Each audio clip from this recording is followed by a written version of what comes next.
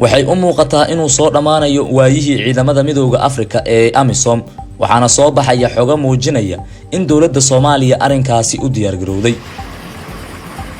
qaabka ciidamada AMISOM loogala wareegayo howlgallada waxaa kaalinta ugu weyn la siiyay sida ay xogaha cadeynayaan sirdoonka Soomaaliya iyadoo madaxda ugu sareysa ee dawladda iyo hoggaanka midowga Afrikaba ay si dhow ula soconayaan.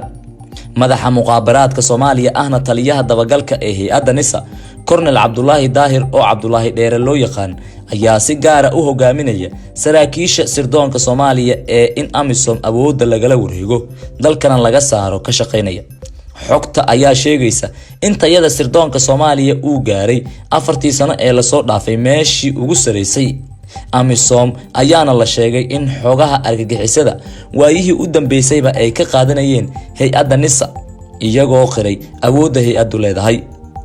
ila xog ogaal u ah dhanka amniga waxay warbaahinta gudaha iyo tan caalamkaba u sheegeen in Colonel Cabdullaahi Dheere uu sabab u yahay fikirka ku saabsan in AMISOM laga tashto isla markaasna ciidamada Soomaaliyeed lagu soo celiyo awoodda.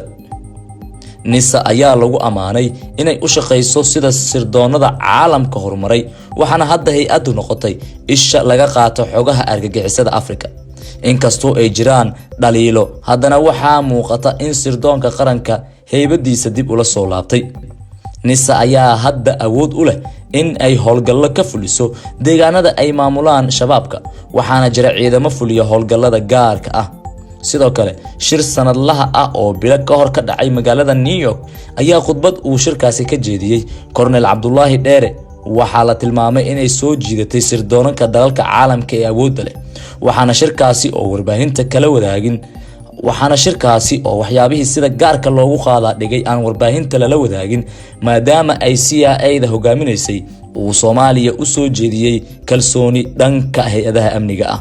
dadka aqoon-yahanka iyo falanqeeyaasha siyaasadda iyo amniga waxay ka digaan in si joogitaanka ciidamada shisheeye uu daba dheeraado ayna wiiqdo awoodda ciidamada Soomaaliya balse taasi gabalkeedii ayaa sii dhacaya waxaana NISA lagu qiimeyn doonaa kaalinta ay ka qaadato amniga dalka xilligan kala guurka labada geesoodka ah ee doorashada iyo kala wareegista amniga ee midowga Afrika.